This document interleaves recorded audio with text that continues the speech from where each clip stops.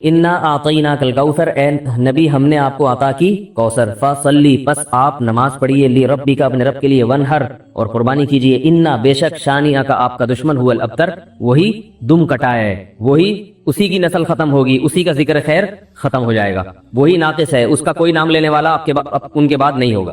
سمجھ رہے بات کو؟ اس صورت کا شان نزول یہ ہے کہ رسول اللہ صلی اللہ علیہ وسلم کو اللہ تعالیٰ نے حضرت خدیجہ سے دو بیٹے دیے تھے، ایک کا نام تھا قاسم اور ایک کا نام تھا ابراہیم۔ آپ صلی اللہ علیہ وسلم کی جتنی بھی اولاد ہوئی ہے صرف حضرت خدیجہ سے ہوئی ہے، حضرت خدیجہ کے علاوہ آپ کی اولاد کسی اور زوجہ سے نہیں ہوئی۔ حضرت خدیجہ سے 4 بیٹیاں تھیں اور 2 بیٹے، ایک بیٹے کا نام قاسم، دوسرے کا نام ابراہیم۔ قاسم کی جب ولادت ہوئی ان کا بھی انتقال ہو گیا، اور ابراہیم کی ولادت ہوئی تو ان کا بھی انتقال ہو گیا۔ عرب میں نرینہ اولاد کی بڑی اہمیت تھی، کیونکہ انسان کا نسب اس کی نرینہ اولاد سے چلتا ہے، بیٹیوں سے نہیں چلتا۔ بیٹیاں تو غیروں کی ہوتی ہیں، رخصتی ہو کے دوسروں کے ہاں چلی جاتی ہیں، ان کے نسل میں اضافہ کرتی ہیں، ان کی نسل بڑھاتی ہیں، اپنے شوہر اور اپنے شوہر کے ددیال کی نسل میں اضافہ کریں گی، وہ اپنے باپ کی نسل میں اضافہ کون کرتا ہے؟ بیٹا، کیونکہ نسب کس سے چلتا ہے؟ باپ سے چلتا ہے، سوائے بلاول بھٹو کے۔ بلاول بھٹو کے بارے میں کہتا ہوں کہ بلاول بھٹو اسلامی تاریخ، غیر مسلموں کے ہاں تو ماں سے چلتا ہے جو نیچر کے خلاف ہے، لیکن اہل اسلام میں اسلامی تاریخ میں سوائے بلاول بھٹو کے آج تک کوئی ایسا شخص پیدا نہیں ہوا جس کے نسب اور خاندان ماں سے چلتا ہو۔ بلاول بھٹو زرداری کے بیٹے ہیں، مگر خاندان ان کا کیا کہلاتا ہے؟ قوم جو آخر میں لگتی ہے وہ بھٹو کہلاتی ہے، حالانکہ وہ بھٹو ان کی والدہ تھی، ان کے والد محترم بھٹو نہیں۔ تو سیاست میں انہوں نے نسب ہی کو بگاڑ دیا اپنا، سمجھ رہے بات کو؟ تو یہ سیاسی لوگ اتنے خطرناک ہوتے ہیں کہ یہ اپنے باپ کے نسب کو بدل دیتے ہیں سیاست کے چکر میں، کیونکہ زرداری لگے گا تو ووٹ نہیں ملیں گے، ووٹ بھٹو کے نام کو کیش کرانا ہے۔ خیر، تو رسول اللہ صلی اللہ علیہ وسلم کے 2 بیٹے ہوئے، دونوں کا انتقال ہو گیا۔ عرب میں بے اولادی کو بھی مایوب سمجھتے تھے، کیونکہ آپ کی نسل چلے گی بیٹوں سے، اور بیٹے ہیں جو باپ کی بہت زیادہ عزت کا ذریعہ بنتے ہیں۔ بیٹیوں کے اپنے فضائل ہیں، لیکن ظاہر ہے نسل بیٹیوں سے نہیں چلتی۔ تو جب نبی صلی اللہ علیہ وسلم کے دونوں بیٹے مر گئے، دنیا سے چلے گئے، تو عاص ابن وائل بہت بڑا دشمن تھا اہل اسلام کا، وہ اور قریش، دیگر قریش، وہ یہ کہنے لگے کہ محمد صلی اللہ علیہ وسلم معاذ اللہ ابتر ہیں۔ کیا مطلب؟ ان کی نسل ختم، اور ان کا نام لینے والا ان کے بعد دنیا میں کوئی نہیں ہوگا، کیونکہ بیٹے ہی نہیں ہیں، تو ریاض کون رکھے گا؟ اولاد ہی نہیں ہے، باپ دادا کے نام کون لے گا؟ اولاد تو ہے ہی نہیں، بیٹیاں ہیں۔ سمجھ رہے بات کو؟ آپ صلی اللہ علیہ وسلم کو اس طعنے سے تکلیف ہوتی تھی، تو اس پر یہ صورت نازل ہوئی کہ اے نبی، آپ کا ذکر ختم نہیں ہوگا، آپ کی روحانی اولاد بہت ہوگی۔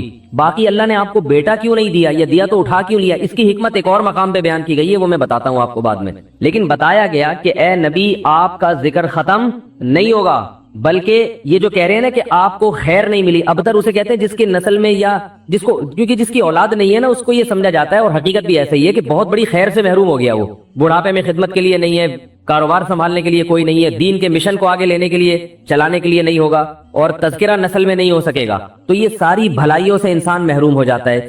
تو نبی کو تسلی دی گئی، انا اعطینا الکوثر، اے نبی ہم نے آپ کو خیر کوثر کہتے ہیں خیر کثیر کو، بہت زیادہ بھلائیاں ہم نے آپ کو عطا کر دی ہیں۔ کوثر سے نہر کوثر تو ہے، لیکن کوثر کا جو لغوی مطلب ہے، ڈکشنری میں جو مطلب ہے وہ کیا ہے؟ اصل میں حوض کوثر کو نہیں کہتے، بلکہ کسے کہتے ہیں؟ خیر کثیر۔ اے نبی ہم نے آپ کو خیر کثیر عطا کی ہے، جس میں کیا ہے؟ نبوت، عزت، آپ کا قیامت تک تذکرہ ہوتا رہے گا، یہ ساری چیزیں ہم نے آپ کو عطا کر دی ہیں، لہذا ان کے تانوں سے پریشان ہونے کی ضرورت نہیں ہے۔ ان کے نرینہ اولاد ہوگی تو بھی ان کا تذکرہ نہیں ہوگا، اور آپ کے نرینہ اولاد نہ ہو کے بھی آپ کی روحانی اولاد قیامت تک باقی رہے گی، اور آپ کا تذکرہ بہت زیادہ ہوتا رہے گا۔ یہ خیر کثیر ہم نے آپ کو عطا کی ہے۔ پھر اسی خیر کثیر میں سے ایک خیر حوض کوثر بھی ہے، جس کا نام کوثر اس لیے رکھا گیا کہ وہ ایک پانی کی نہر ہے جو نبی صلی اللہ علیہ وسلم کو قیامت کے دن دی جائے گی، اور آپ صلی اللہ علیہ وسلم خود بھی اس سے پیئیں گے اور اپنے امتیوں کو بھی اس سے پلائیں گے۔ اس پانی میں بھی اللہ نے خیر کثیر رکھی ہے۔ وہ خیر کثیر کیا ہے وہ ابھی انشاءاللہ میں بتاؤں گا۔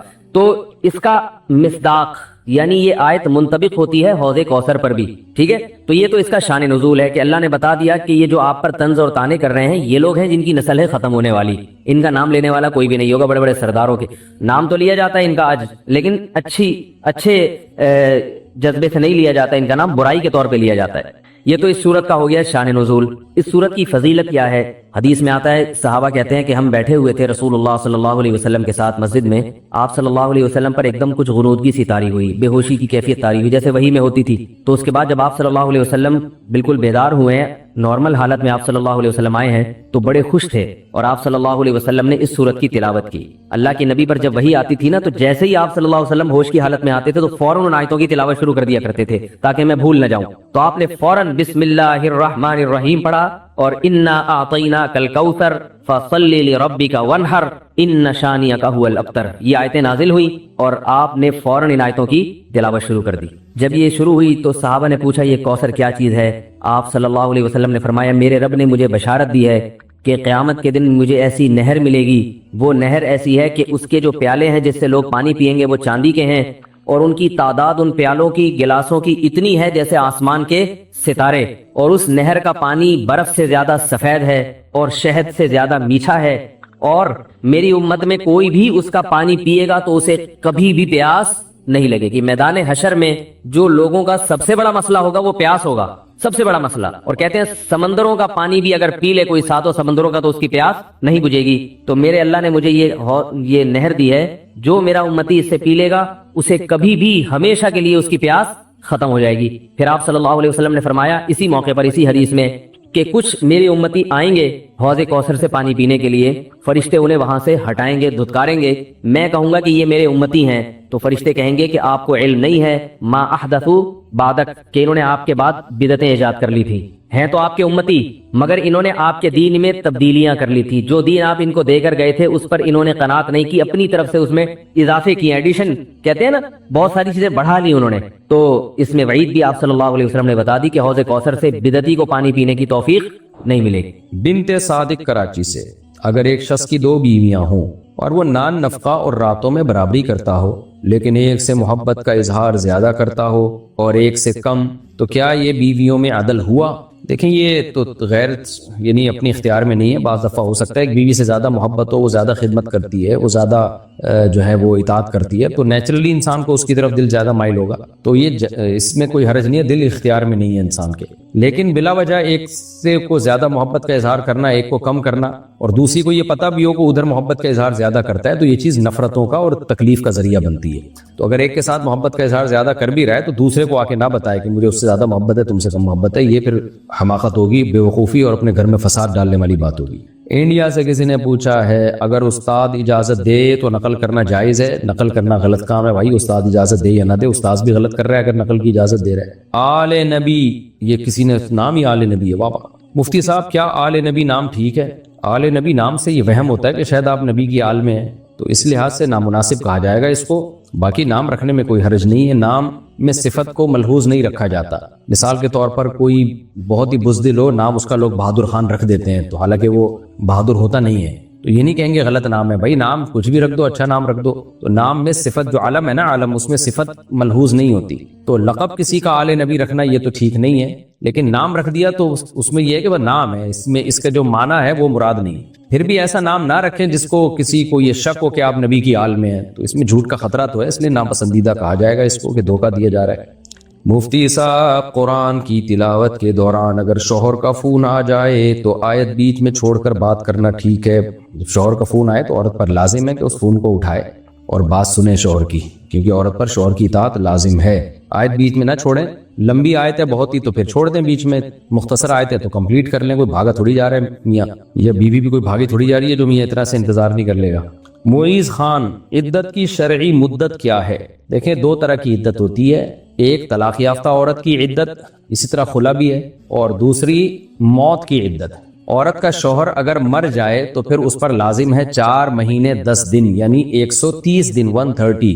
ان دنوں تک عورت پر لازم ہے کہ وہ شوہر کے گھر میں ہی رہے، گھر سے باہر نہ نکلے، زینت اختیار نہ کرے، مہندی نہ لگائے، کوئی خوشبو وغیرہ کا استعمال نہ کرے، زیادہ زیب و زینت یعنی جو چوڑیاں اور اس طرح کی زیب و زینت اختیار نہ کرے. یہ نہیں کہ میلی کچیلی رہے، گندی رہے، یہ نہیں، بس اضافی جو زیب و زینت ہوتی ہے وہ اختیار نہ کرے. باقی نہا سکتی ہے، صابن سے بھی نہا سکتی ہے، اور سفید کپڑوں کے علاوہ کوئی اور کلر کے کپڑے بھی پہن سکتی ہے، بس زیب و زینت اختیار نہ کرے.